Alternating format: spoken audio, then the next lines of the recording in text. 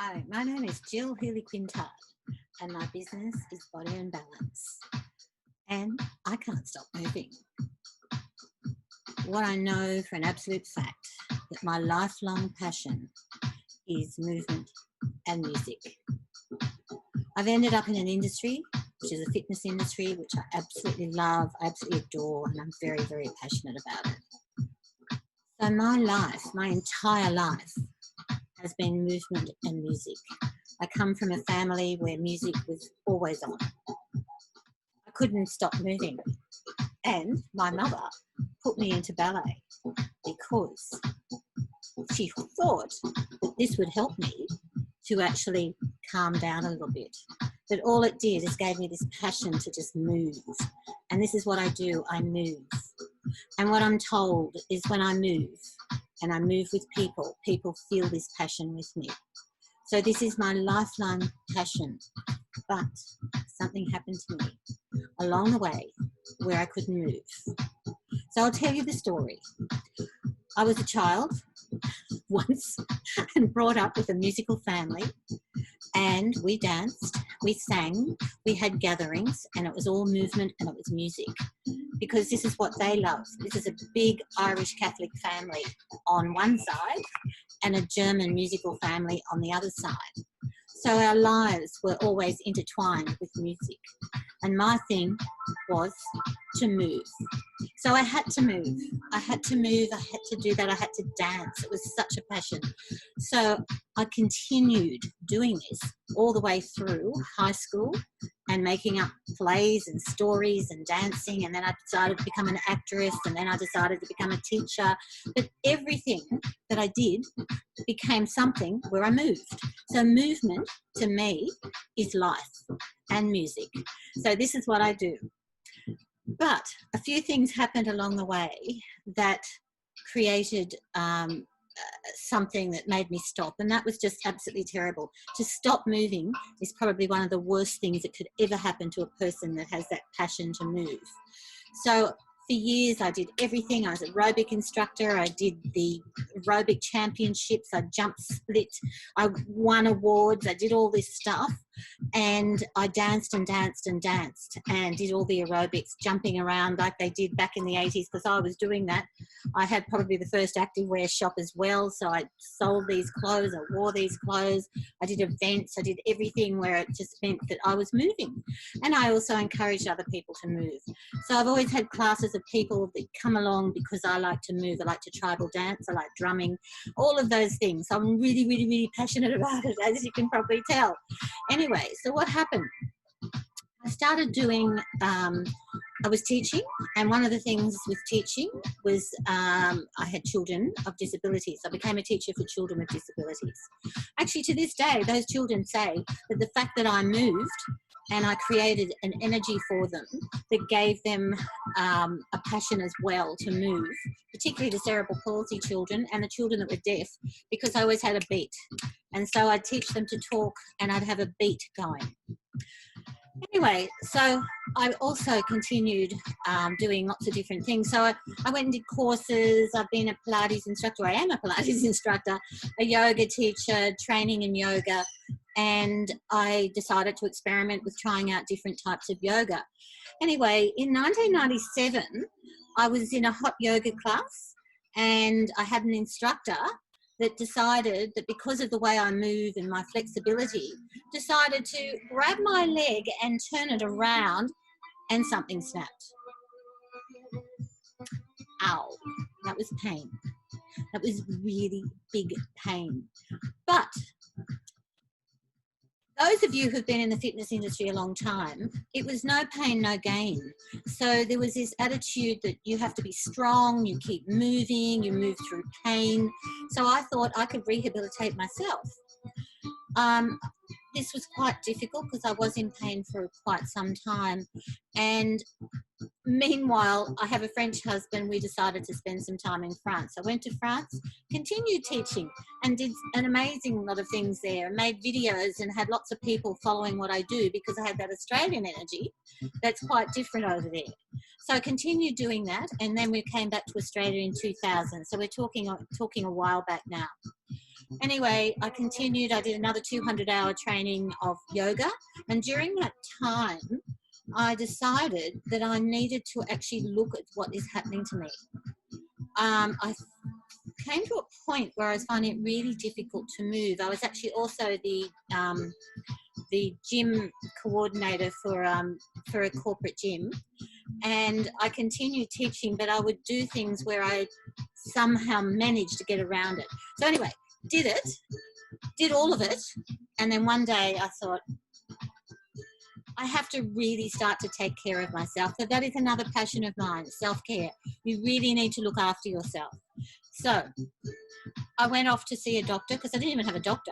I'd always done alternatives. So I'm still quite into alternatives. I think that there are ways you can heal yourself, but that again is me with my passion and belief that you can look after your body, that you can do that. So I kept thinking I could look after my own body. I tried lots of different things, and I went to one of the naturopaths at the corporate gym that I was managing. It was a vitamin company, and I was saying, I'm in so much pain, and she gave me curcumin and turmeric and those sort of things which do help pain and inflammation.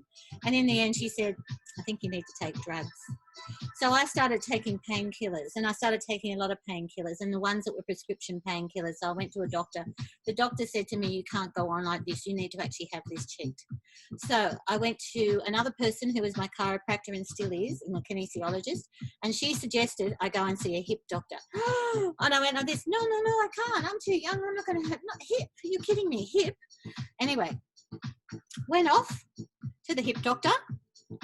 I got an x-ray. Bone on bone. You need a hip replacement. And I just thought to myself, no, I can't do that. That's just unbelievable. So then I kept away, still trying to sort myself out, to the point, and I would still come into classes. I'd do the classes, I'd go into the class, and I'd lie on the floor, and I'd still do my Pilates classes. I still had the strength. I did the core strength.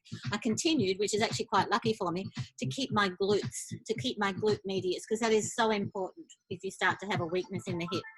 Anyway, I was told that it looked as though I had been born with hip dysplasia. So for a person like me, my passion's movement, my passion is music, movement and music. To actually be told I had hip dysplasia and that I would need a total hip replacement took me into the depths of depression.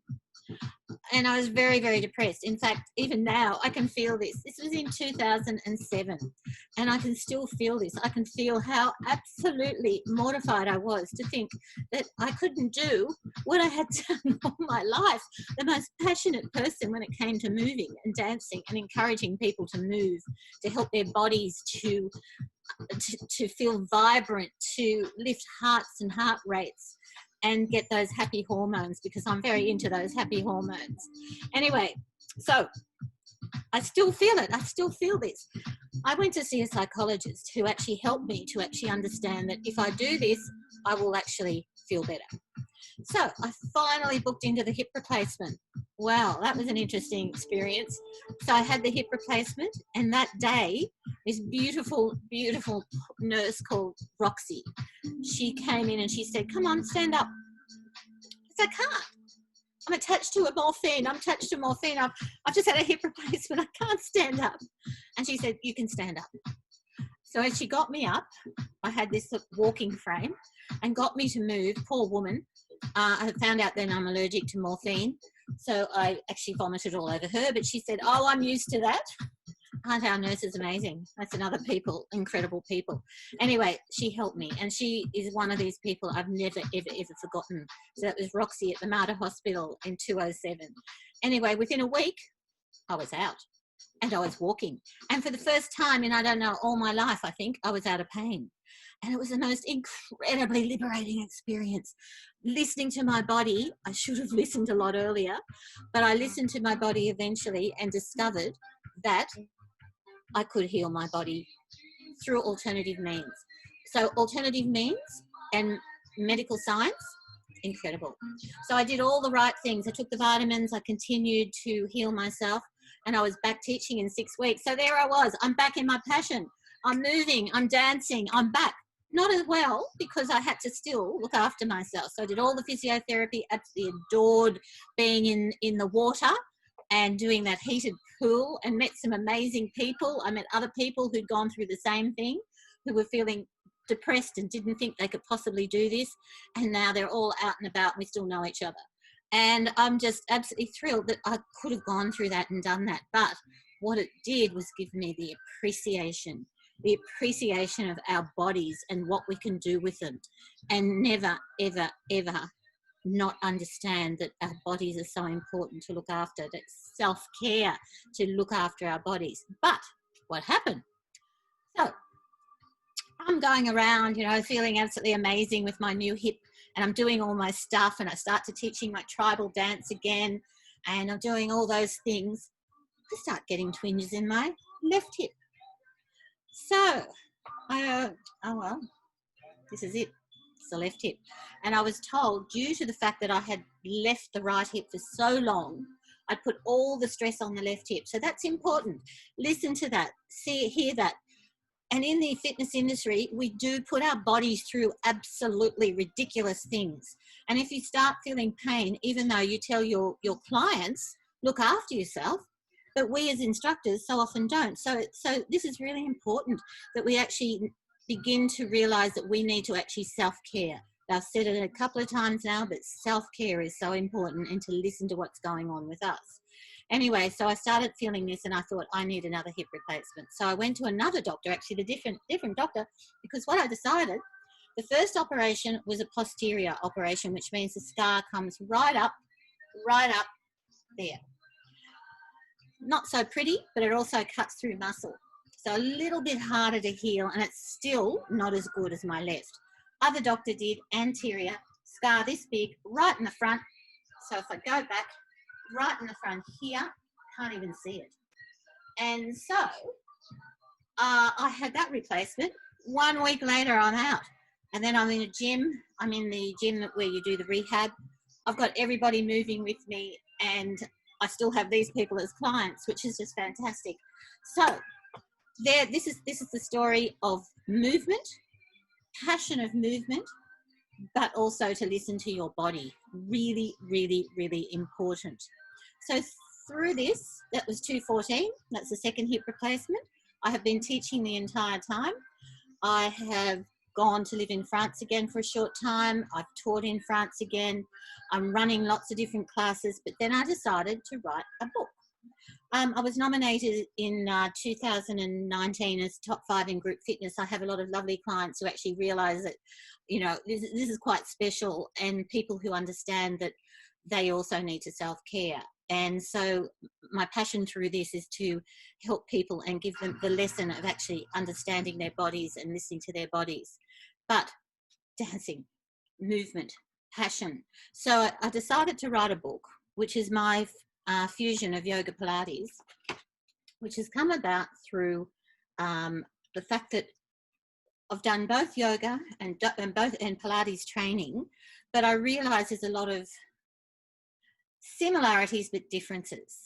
So what I tend to attract is people who don't particularly just want to go down a yoga path into that, maybe more of the spiritual path, which is fantastic, who want to also do the Pilates side when it's to do with core. So at core and strength and stretch, and again, helping their bodies to be elongated and longer, which you can do with yoga as well. But I've found that by fusing the two, it's actually a really amazing exercise. So I wrote this book, and in this book, I also have 10 principles. So these 10 principles go through every single class that I do. So I do classes in Yoga Pilates Fusion. I do a body bar class, which is something that I actually started doing way back, 1997. I was working in a gym, and there was a ballet bar there. So I decided to just make up a class where we use a form of fitness, a little bit of cardio and some dance. And this is what I still do. So I have my bar, you can see behind me in my studio. I'm actually in my studio in Manly Vale. And I do a bar class, which is quite a fun class. And I've got an amazing community. I love these people. So tribe is also very important. So if you find what your niche is, and if it's movement like mine is, and a passion for music, and put those together and all the things you learn, you will find the people that actually understand this and love this as well. So I have some fabulous people. I just adore working with people. I can't imagine doing that. To me, to think of stopping that is depression. It's a sadness. It's something that I don't want to stop. So in my heart, I want to help all people feel the passion of movement. So in my classes, all of them have the 10 principles. So what I'm going to do is just a little bit of what the 10 principles are. So here they are, 10 principles in this book called Yoga Pilates Fusion, but it runs through into my tribal dance class, into tribal dance is fun. I've got my drum. I'm actually got my computer sitting on the drum right here, but my tribal dance class, in my body part class, my restorative. I do a restorative, which is a gentle nurturing class, but these principles are in all of it. So my first principle is the flow. So it's very important to have your movement flowing. So instead of being a sort of staccato, sort of, you know, move from this and move from that and move. So really important to flow. So I say with this, the aim of the flow is to allow your body and your mind to be balanced and move freely with breath. So breath is so important. Your control and precision so that the muscles and joints can move in rhythm. So that is the flow. So my second one is focus. So really focusing on you. So think about flow, your breath moving through your body, and then focusing on you. So because I'm working with age groups that are getting a little bit older, I'm really also passionate about keeping people balanced. So closing eyes is a really good way of making your balance even stronger, because you know that falls actually are the one or the highest death rate in Australia is with old people is falls. And so once you start losing your balance, it's really hard to regain it. So to work on it from a younger age. So younger trainers particular to start to do some balance exercise, and I'll do a couple of balance exercises and show you right now. So the focus is on you. So focusing on how you feel. So I always start with the legs hip distance apart. So we're getting our posture and our alignment. So think of crown of head all the way down the spine to the floor, shoulder to the middle of the knee, to the middle of the foot, going down the side. Think of spine lengthening, standing tall. If you stand tall, that in itself is strength.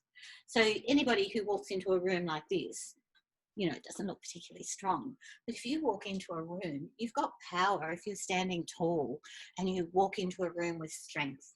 So I'm really, again, passionate about standing tall, being strong, focusing on you, finding your balance. So focusing on you. So do this. Just close your eyes for a moment. Legs are hip distance apart.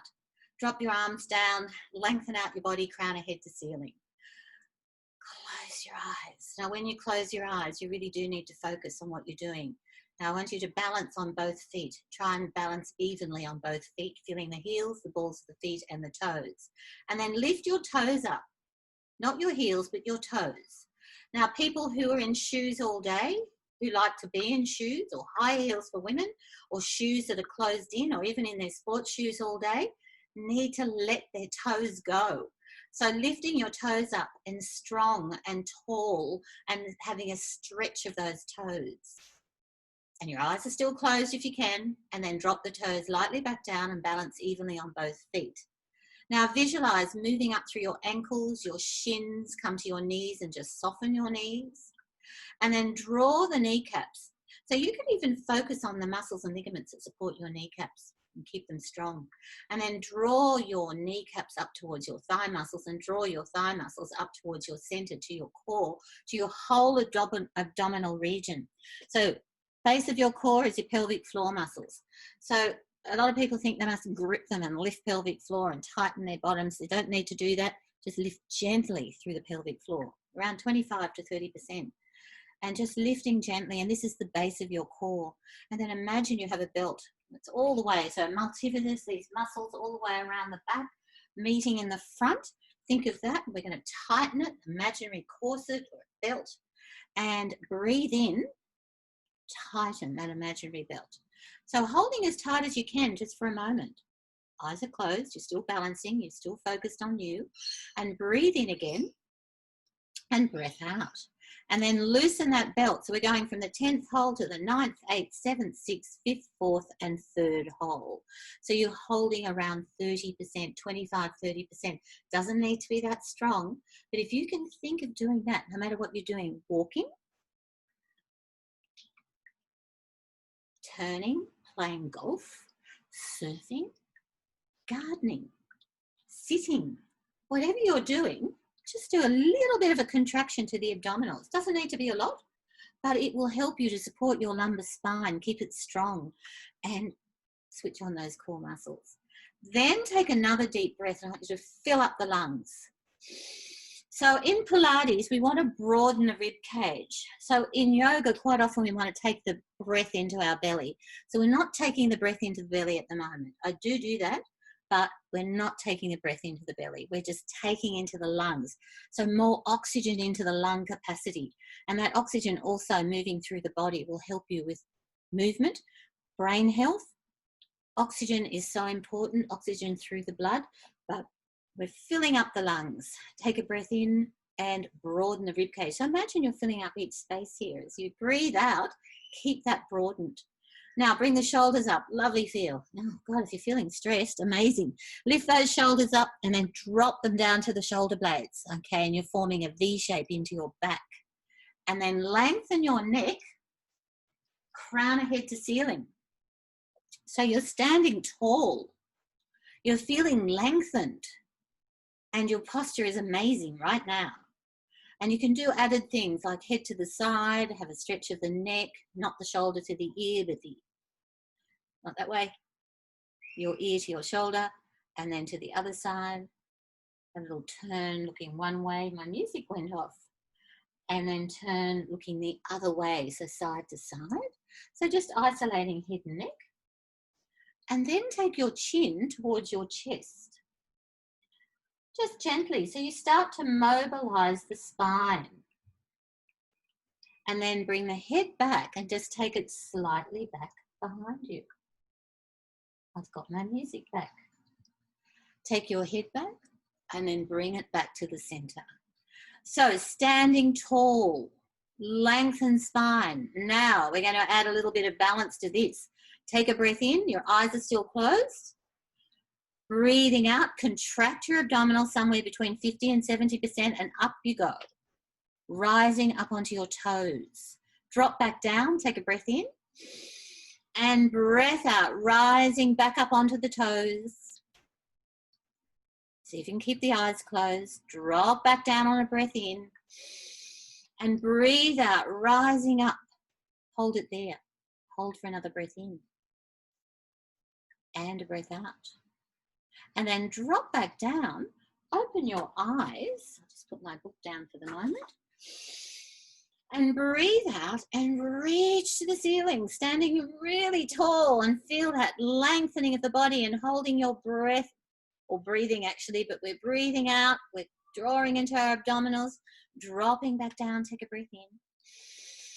And breath out, rising back up. So I'm going to go back a little bit. You might be able to see me in the mirror as well. Drop back down, take a breath in. And breath out, rising back up so you're tall and lengthened. Now bring your hands together. We're going to go into a little bit of what's called a prayer pose, which is holding our hands together. But see how my fingers are meeting and there's a wide space between them.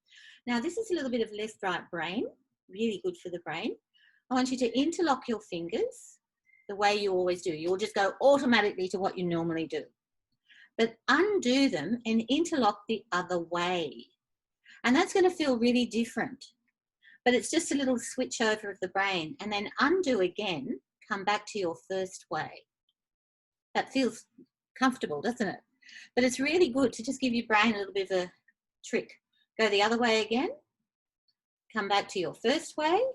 And then bring your first two fingers together. We're going to reach up as though we've got a beautiful beam of light above the beam, above the crown of the head. Now, breathing in, I'm going to get you to lateral stretch, so we're really mobilizing the spine over to one side. So we're not leaning forward, we're only leaning sideways to a lateral stretch. Breathing in, contract your abdominals and over to the other side as you breathe out. Come back and just slide the hand down and reach over again. So beautiful stretch, lateral stretch. And then slide the hand down and reach the other way as you breathe out. Come back and then bring the arms up. Take a breath in and circle, opening up into the shoulders. And let's have 3, 2, 1.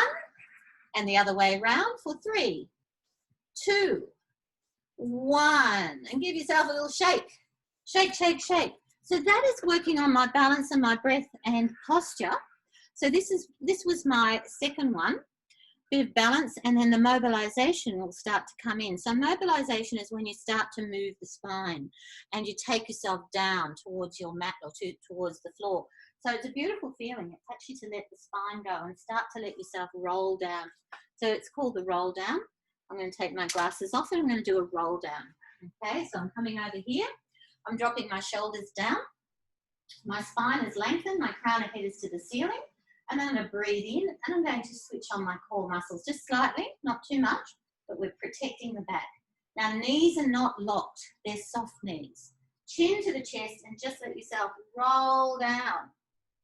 And this is actually a really lovely feeling, but don't do this at the beginning of the day. You need to warm up the fluid in the spine a little bit before you start doing these. So we did the warm up of just focusing on our breath and our balance and our concentration. Roll back up, drop your shoulders down so we're tall again, and reaching up for a balance again. Breathing in, chin to the chest, soften the knees, and let yourself drop all the way down towards the floor. So I hope you're doing this with me. Have a little shoulder shake, head side to side. Okay, so letting go. So my hair is flopping right over. So have a little shake and then come all the way back up again. Drop your shoulders down. I'm looking at you, but you're still looking straight ahead. Reaching up and balance again. So this is really, really fantastic for your spine and getting your spine moving. Now, with this roll down, I also add a little bit to this because we've got our liver on the right, our spleen on the left, and it's really nice to get an internal massage. So breathing in, roll yourself back down again, okay? Looking at me if you like, I'm not rolling, but if you can roll back down like we just did, do that. Give your shoulders a shake and the head side to side again. And when you reach the bottom, okay, I will go down, hold your elbows. So you're letting your head drop, your knees are soft, you're letting your head drop between the upper arms. Take a breath in, and if you twist to the right, what you're going to massage is your liver. And something that we need, a little bit of massage, internal organs, doesn't hurt. And then go to the left and massage your spleen. Come back to the center, let the head drop, let the arms drop, and then roll your way back up to standing. And that is just so beautiful. And it's movement, and it's getting everything moving through your body, the blood flow, the oxygen through your body. So that is the beginning where I do quite a number of things in my class, but really important if you do that. But if you're going to get up in the morning and start making the bed, that's when people's backs go. So you need to move around a bit. So back to movement. Movement is so important. Put music on, have a little dance even before you do those roll downs, so that you're making sure that the vertebrae is just starting to move a little bit rather than be still tight from your morning or your night's sleep. So my next, after I've done, so there's quite a few things that happen in between that I'm actually doing. So we've talked about the core, so engaging your core. The balance that I'd like to talk about that I do, a balance exercise, which is absolutely amazing for your left and right brain. Now, I do this with older adults. I have this incredible woman, she's 85, and she tells me she does this in the shower, which just blows me away. But I'll just show you what this is. So we're breathing in. We're going to take the right leg forward. and do a little bit of a lunge. Actually, it's a warrior one pose we're doing. So I'm going back a little bit. Right leg forward, left leg back. Hands on the hips and come into a bit of a lunge. And then reach the arms up. I actually use a chi ball here quite often. So a ball just to focus on. So you've got your left leg down and you're getting a stretch into your left hip flexor. Okay? So dropping down. Arms are up. So we're getting this stretch, but then have a lean out over your right thigh. So what I'm going to do, I am going to grab a ball. So I'll show you what I do with the ball. This is actually quite a good left-right brain as well. So this is a chi ball. I use those for all sorts of things like engaging your adductor muscles, getting that correct posture. Anyway, that's the ball. So left leg back, right leg is forward, and then lean out over your right leg. All right, so a big stretch out over your right leg. So make sure that you don't put too much stress on the right knee. Now the left leg is parallel and you're stretching your hamstring. Now a little bit of left-right brain. So we're reaching forward. Take your ball in the right hand and going into that right twist, a spine twist. So you're getting that liver massage as well. The arm goes back, you look back. Take the ball in the left hand, breathing in, and take the ball back looking to your left. Now keep the ball in the left and just take the right hand back. And a lot of people get this confused. Take the ball in the right hand and left arm is back. Okay, so a little bit of just switch over with the brain. Then come back to that lunge again, reaching up above the crown of the head. Now here is where your balance happens. A big balance here. So we're here with the left leg back. Take the ball into your right hand, drop your shoulders down. Breath in, we're going to bring the left leg up as you breathe out. Balance. So feeling the heel, ball of foot, and toes. You can even lift the toes up here. So get a stretch into the toes. But hold your right knee. Bring the ball up above the crown of the head. Take a breath in. Open the hip to the left. Turn your head to the right. So that is your challenge, okay? So you come back, take a breath in. Leg to the left, head to the right as you breathe out. Come back, take a breath in. Leg to the left, head to the right. Breath out. And that is quite a challenge to have the leg going one way, the head the other. And this is where your left-right brain thing happens.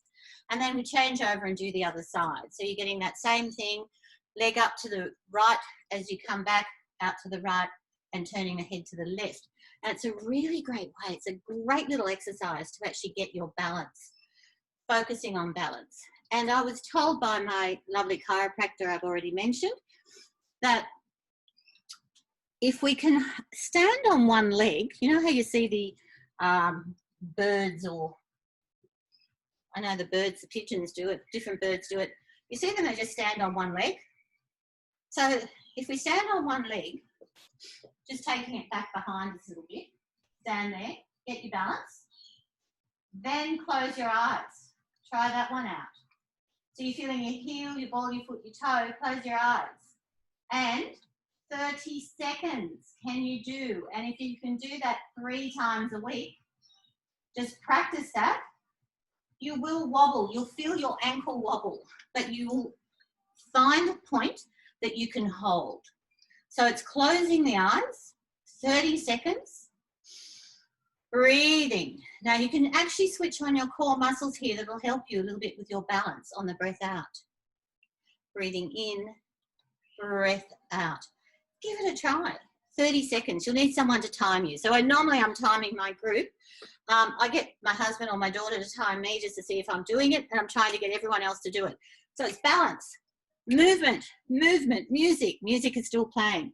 So next. All right.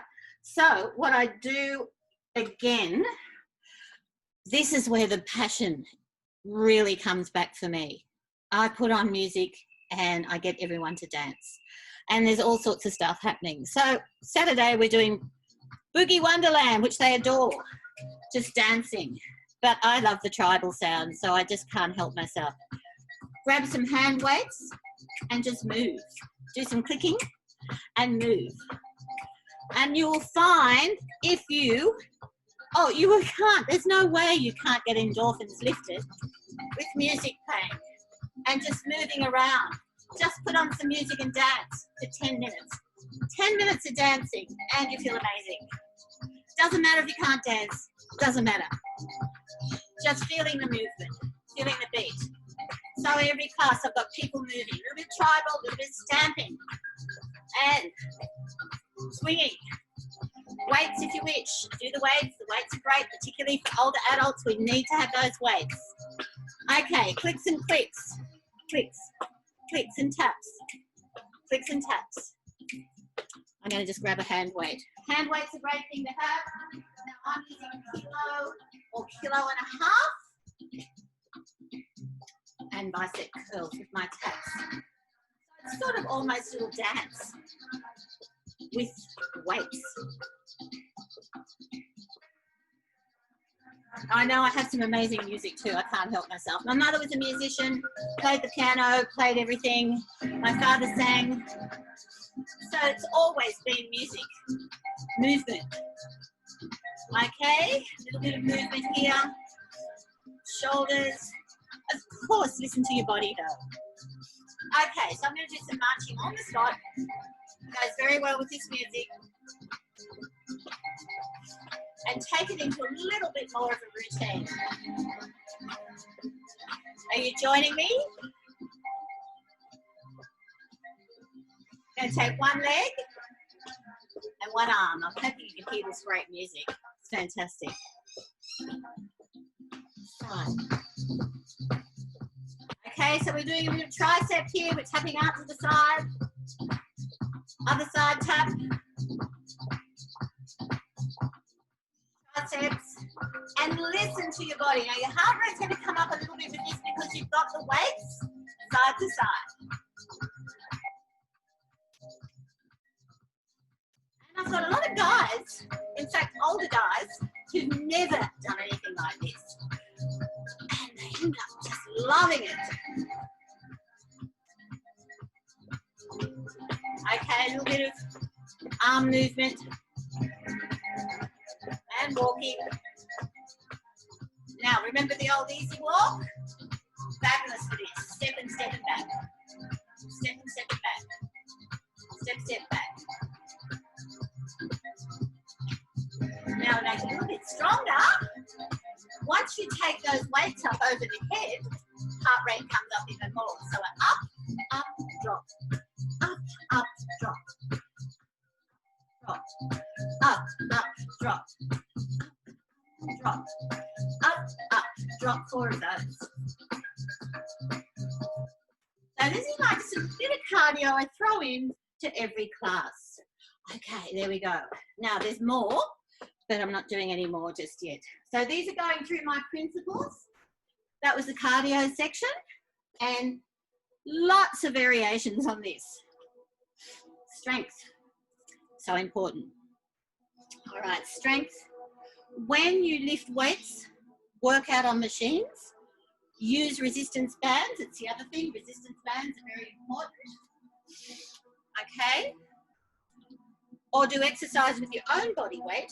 You will build strength. Now, this is extremely important as we age, to keep the strength. So just a little example, I'll throw that in. I went to see a GP who gave me a referral to see someone else and to actually go and get my bone density tested and all those things tested. So, you know, getting older, it's important that you actually do find out what's going on, if anything is going on. But it's important to know just certain things, your iron levels, cholesterol, all that sort of stuff. So anyway, had the bone density test. I'm thinking to myself, oh, I haven't had one of these for a long time. I wonder what this is going to mean.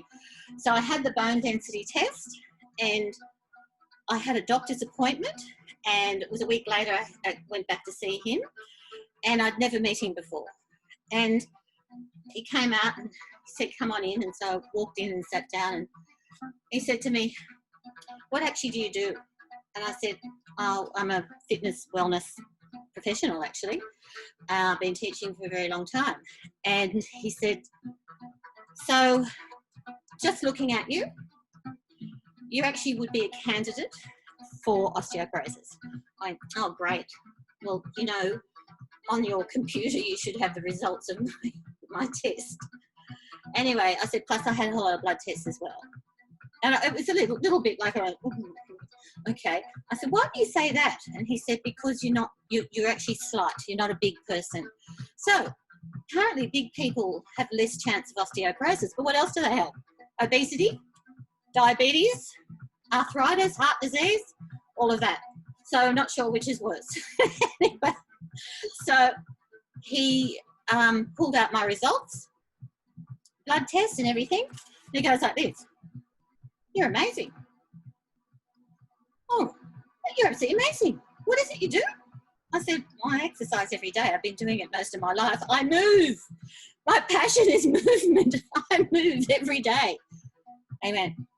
Every woman your age should be doing what you do. So I went, you! And so I know I'm doing the right thing. Movement, you must move. You must move. You must move for longevity, for life and pro-aging. So I'm a pro-ager. I believe that we don't need to do all the drugs and all the other stuff for anti-aging and all the other things going on, that we pro-age. We be positive and pro-age. So that's the other thing. I'm really thrilled that what I do works, and I know it works. So there we go. That was the other bit. So strength, he said to me, you use weights, and I said yes.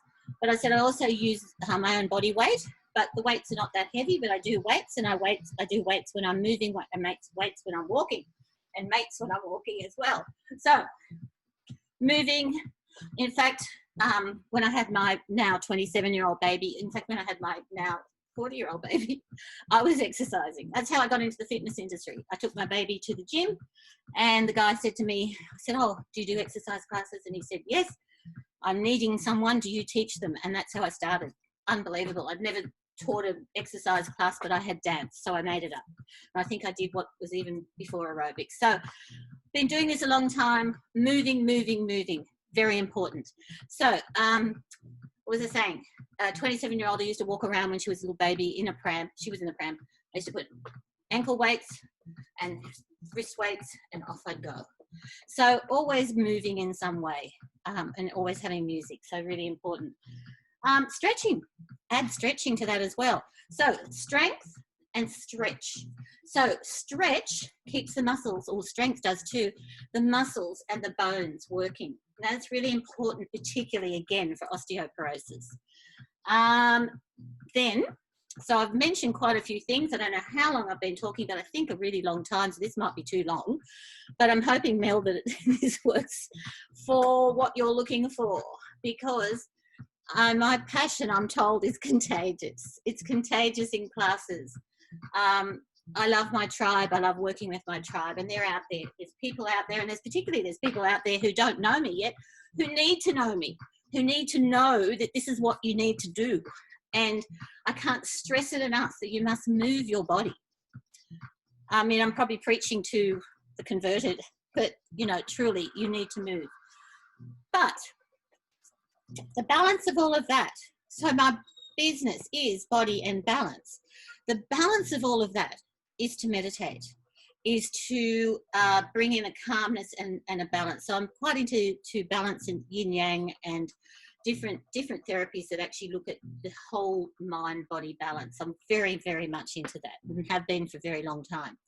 So at every single class, there's not a class that goes by. It could be a dance class, it could be some screaming workshop where everybody's going crazy and banging drums and everything. Always I take the flow, so back to the flow. The flow is, so it starts like this, goes up to a peak, comes on down, and then it's beautiful Yoga Nidra. So if you don't know what Yoga Nidra is, you can go on my website and find it, because I have a 10-minute one that's there for free. I also have a longer one, which is into chakra balancing, but that's another story. But Yoga Nidra is absolutely gorgeous. I started doing it at 17, so I've been doing it a very, very long time. So everybody takes themselves down on the floor. I changed the music to something extremely beautiful, gentle. In fact, I have a gorgeous man who has given me his music. He composes. His name's Dale, and he also does the music for the woman who does the chakra dancing. but it is rather gorgeous and very relaxing. So it takes you into that feeling of sound, not the, can't stand the dolphiny sort of that sound, but just very gentle sound, okay, and really relaxing sound. So I'm also into the other thing I'm into, I always have oils and diffusers. So I do have a bit of a passion there too. Beautiful smell. So I think that all of this actually helps you to find a space where you can feel the benefit of movement by then bringing yourself into a calmness and letting your body and the muscles actually just start to relax.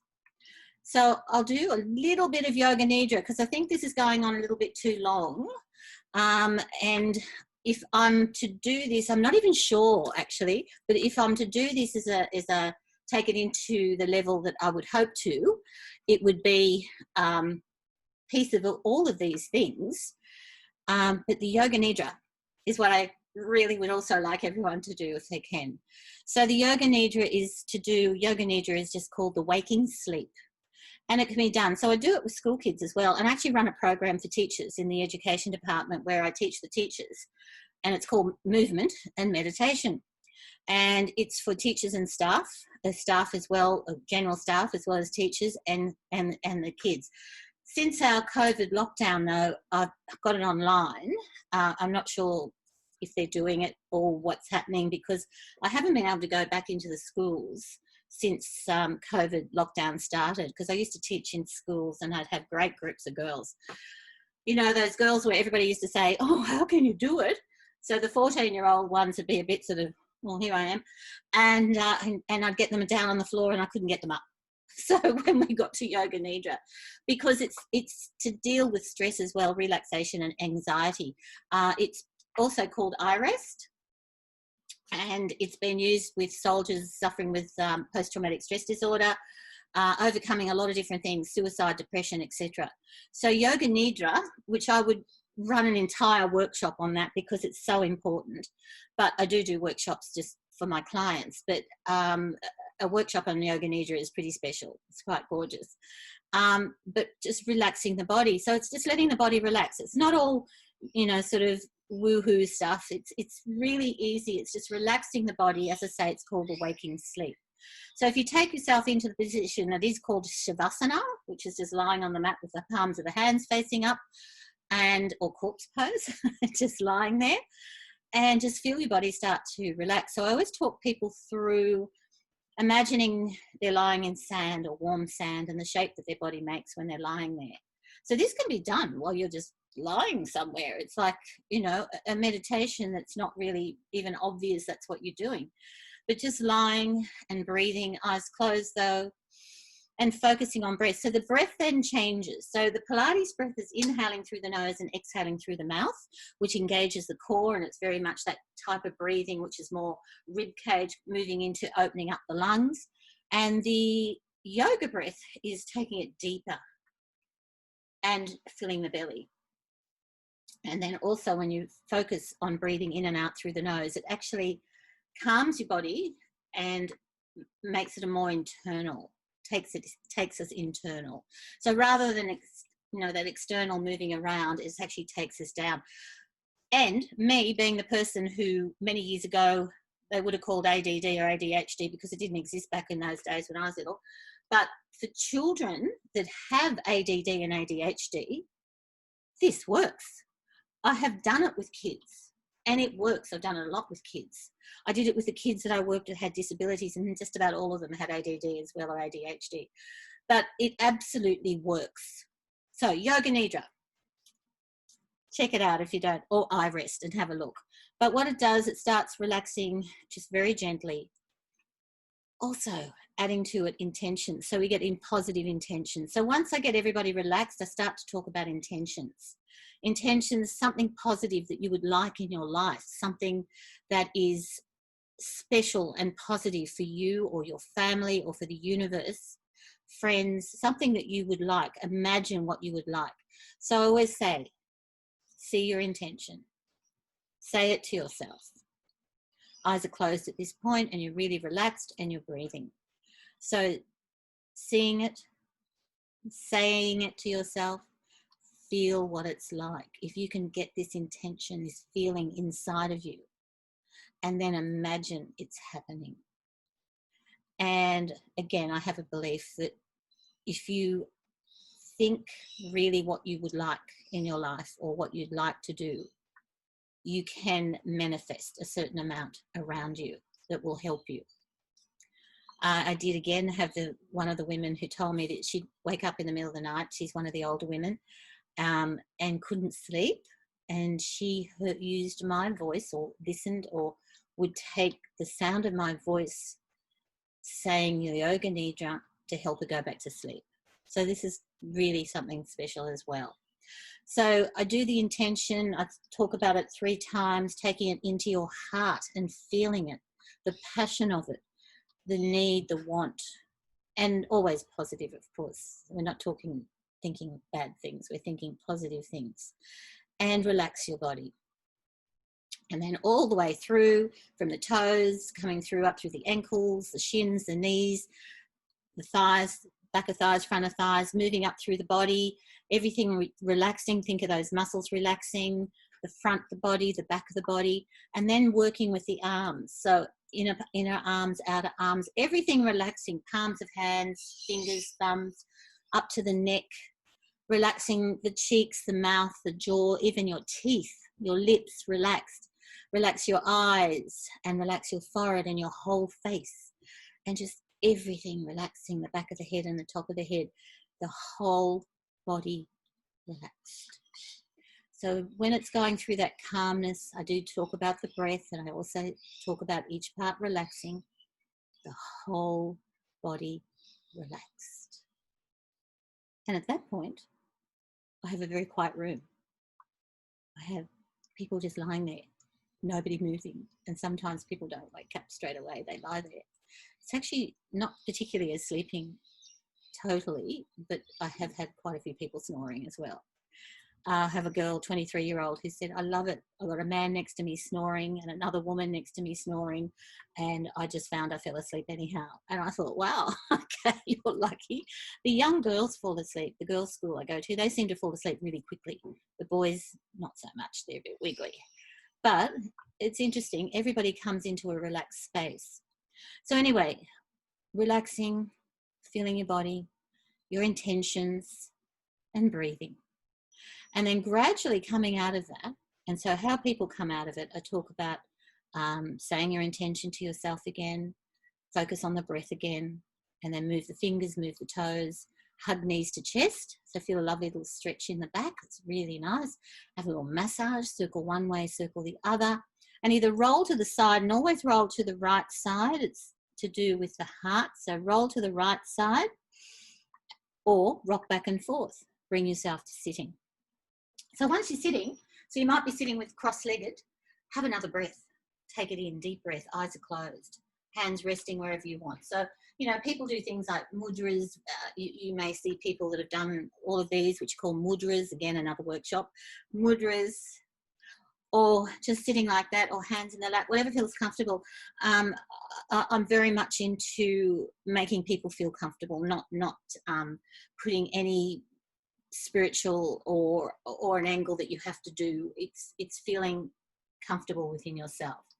So doing that, couple more breaths, open the breaths, and we're going to spine twist. Brilliant. Turn to the right, have a little twist, and we get the spine moving again, and massage that liver, and then turn to the left and massage that spleen.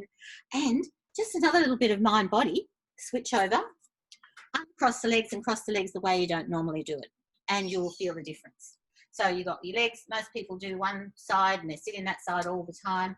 And then if you cross, they sort of feel a bit awkward. So it's a really good thing to change the legs just for a bit of, extra left, right brain.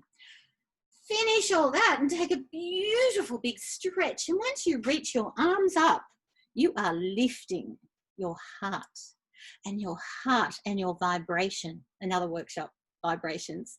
But lifting your heart, reaching up and breathing in, and really feel amazing. And seriously, everybody does. Bring your hands together and thank yourself. So 3 thank yous. Some people say namaste, but 3 thank yous. And that's it. And that's how I teach. And you can probably feel my passion. It is quite a strong passion. So I'm looking forward to finding out where this goes, because I'm not sure if I've done the right thing. I'm hoping I do, but I'm going to stop the recording at the moment. So thank you. Peace and love.